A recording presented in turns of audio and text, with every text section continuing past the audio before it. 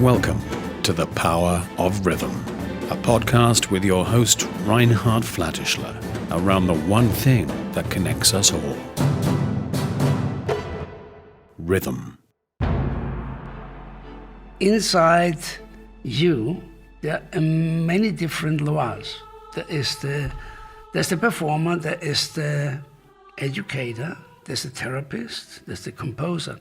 And I hope we can kind of cover most of those aspects of you in this episode. I want to start with you being the rhythmic voice. That's Laura Kotler. Ta din ta din ta ta din ta din ta din ta din ta ta kiri ta din kiri ta din ta din ta ta din ta din ta din ta din ta ta kiri ta kiri ta din ta din ta ta din ta din ta din ta din ta ta kiri ta din kiri ta din ta din. It's just amazing. How did you get there?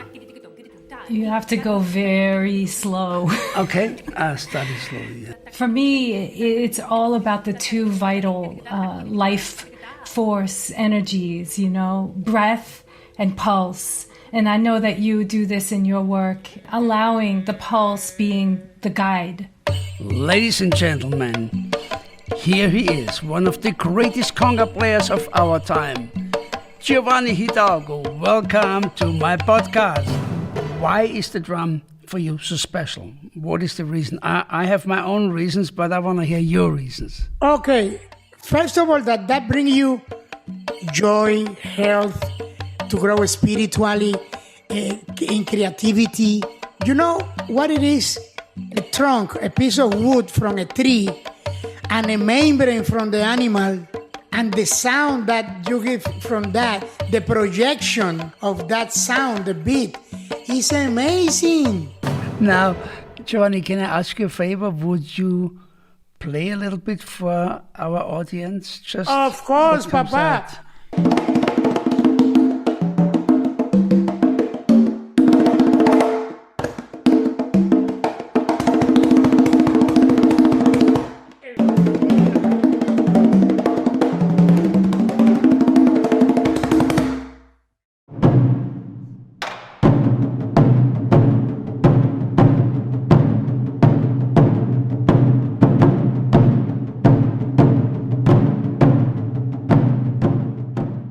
What touches people very much, and some people can't even believe it, when you're on stage and you see these people performing, it has such a precision without ever being rigid. It's really together. How do you practice, create, or develop that kind of unity in this precision? A lot of people ask how we can perform without a conductor. People ask how our movements are in sync. But to be honest, in terms of movement, like how we move, that's not really our number one focus. We focus a lot on the sound of the drum because a lot of performances, we don't use microphones. It's all just raw sound. So we really want to find where the drum resonates the most. And as you try to figure out the way to do so, create the right sound, everyone kind of reaches a similar point. So the movements become the most natural, the most relaxed, the most efficient way of hitting the drum. And once you reach that point, a lot of our movements start becoming in sync. Here's a Grammy nominee and the world-renowned hand-pan player. Welcome, David Kuckerman.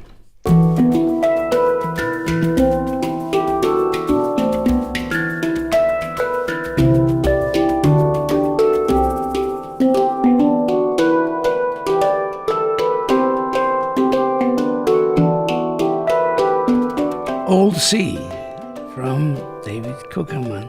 Now we come to some hardcore questions. What is the feeling of being in the groove? Wow, the feeling of being in the groove. Yes. I have to think about that for a second. Yeah, that's cool, of course. This question can be interpreted in so many different ways. If I play music and I play with others, then I would describe that feeling as the space where it feels most restful in relation to your surrounding, where you don't feel rushed, where you don't feel uncomfortable, where you just feel connected to everybody else.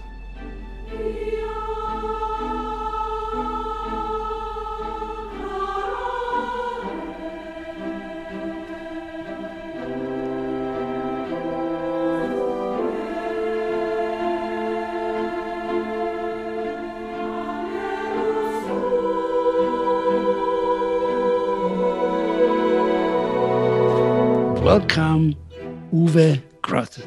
It's a crazy score, Reinhard. It is an absolutely crazy score. And on the outside, it sounds all quite logical and beautifully flowing.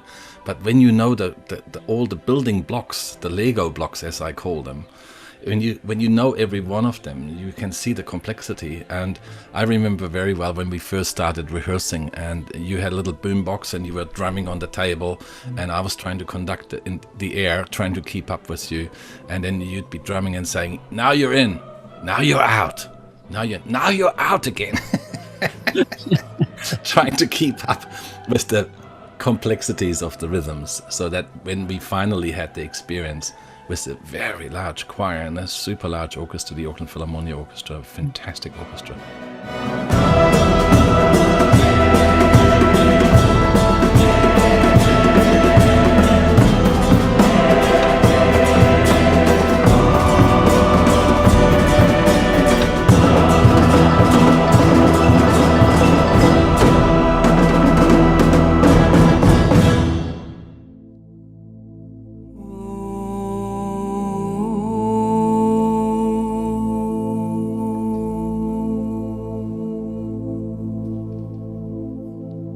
Just imagine you're in this hall and there's 2,000 people sitting and pin drop silence. So this whole hall is sitting there in complete meditation, and you put that first sound into that space, you know? It's so delicate and it's huge, and people are so receptive. They have their eyes closed, they're in meditation. They want to be taken deeper, they don't want to be pulled out of it or shocked out of it or impressed out of it, you know. They want to just let that music be part of their silence. So it was such a huge, amazing apprenticeship.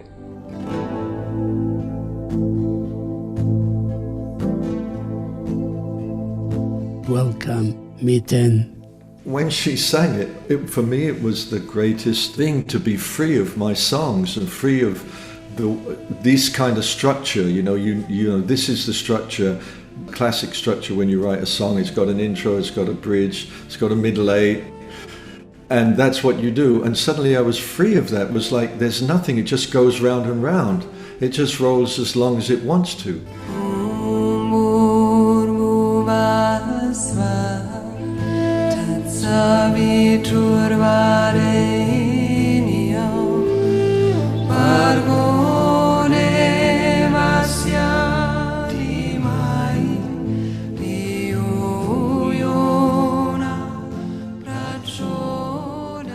I'm really happy to play the sounds and rhythms of contemplation and healing today for you. Welcome, Rainer Scharenbrand. Estou aprendendo a me curar. Estou aprendendo a me curar. Eu peço o conforto das águas do mar. Eu peço o conforto da Manemanja. I never create music. I cannot compose a song. I really can't. So the music is just coming. It's really coming, usually very, very complete. The melody, I hear it, and the lyrics are kind of there. The music is just a product of my situation, of a process, and music is for me the communication to another world, to another force, to the gods, you know. With music we talk to the gods. So if you sing in front of the gods, you have to sing it, you know. You just do it.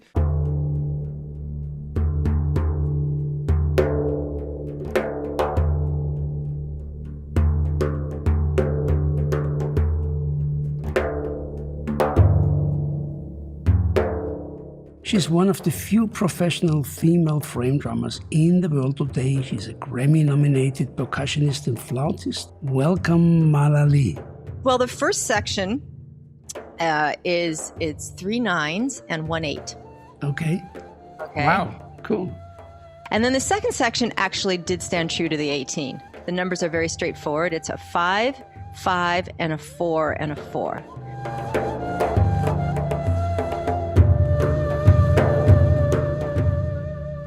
You might not know his name, but you certainly have heard his drums.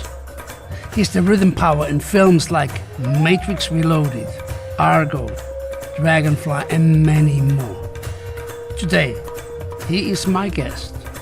Meet the rhythmatist Greg Ellis. If you've seen the movies 300, Argo, The Matrix Reloaded, and Revolutions, Iron Man, Transformers, Watchmen, Body of Lies, and over 100 more, you've heard my drumming. You have been in so many films. How do you approach that? Is there the movie first? Is there the script? Is there the composed music? Is there the drum first? What's first there? And how do you go about? What's the blueprint? When I got the call for The Matrix, that was the one that really, because I love the first Matrix. It's funny now, you look back and so much of it's cliche and been done, and we've seen it so much. When you remember when that movie came out, it affected me. Everything, yeah. Yeah, and it not so much thinking of what the movie was, but got me thinking of these ideas on my own and seeing it in right in front of me. So working on that was interesting. It was with a composer from an artist in England who has a group called Juno Reactor that I've worked with for years as well. And it blends kind of psytrance techno with organic rhythms and vocals and really cool stuff. He's from Brighton. On all the techno cues, there's a human thing in there. I at least would a hi-hat or a shaker. But I said, like, I was Neo of the score. Like, I was the one human in this Matrix world that was, like, still giving it some kind of life. And that was never discussed beforehand. But I think energetically, these things do come through in a way.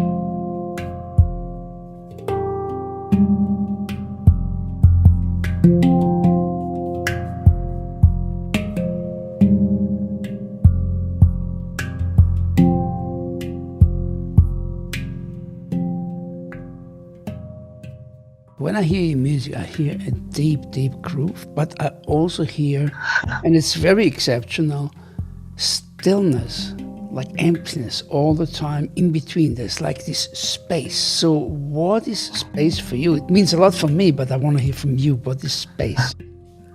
Well, it's funny you ask this, because recently I've been doing more handpan lessons in my house because of all the world situation. I'm not able to travel, and I've been sharing this specific exercise where you play the notes in a really slow tempo, just 4 notes. You play 4 notes, and the more slower you play, the more bigger the movement becomes. So it's something like you are moving with the silence in sort of just waiting for the note to come. So between that silence, you are playing with your body, that silence. You are still dancing and grooving on that silence.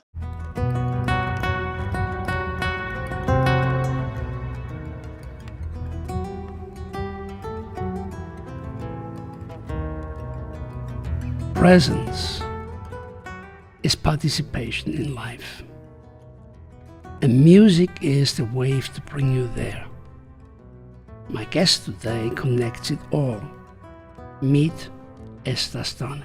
Thank you so much for this trigger, because sometimes the meeting needs to be triggered in the most beautiful way, right? So I'm quite curious about this meeting, and thank you so much. Everything is so easy, or has been kind of so easy on Facebook and Instagram, blah, blah, blah, And is it that we as humans need the challenge to grow? Challenge that's physical, that's mental, that's emotional? when you hear some really strong, fascinating rhythm, right? And you say, wow, I can play that, right? And you get into it, and then you see, actually, I cannot. Okay, let me go with it. Okay, let me go with it. Okay, let me go with it. Yeah, I can do that. Yeah, I can do it. Yeah, I'm improving. Yeah. So, is there a challenge there? That's what I mean. Yeah. Exactly. If it's going to be, everything will be fluffy and easy and comforted. Where is the growth? Yes.